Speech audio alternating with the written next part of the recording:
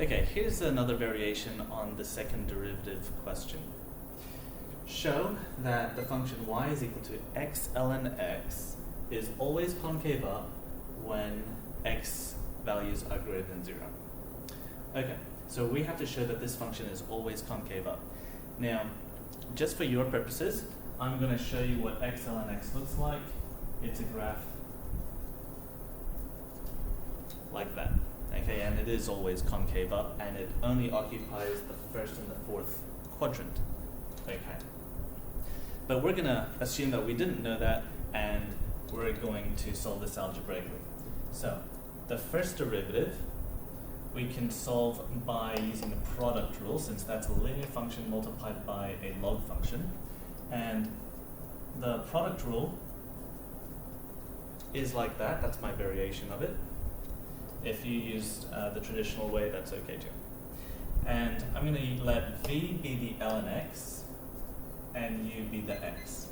So v is ln x, u dash is the derivative of x, which is 1, and u is x, and the derivative of v is 1 on x.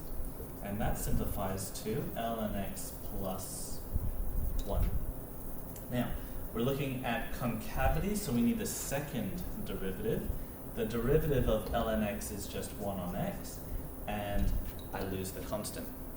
Now, we know what the graph of 1 on x looks like. It's a hyperbolic function, and it looks like this.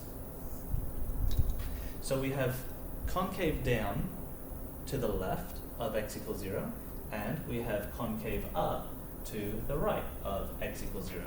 Now, the domain restriction is only positive values for x, so we actually don't even care about quadrants 2 and 3 here. We're only interested in quadrants 1 and 4, and the second derivative here only has positive values. So we can say the second derivative only has values that are greater than 0. And so we can make a little conclusion now and say that the second derivative is greater than 0 whenever x is greater than 0.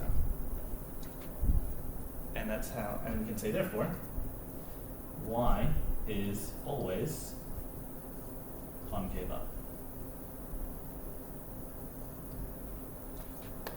There you go. Try those ones.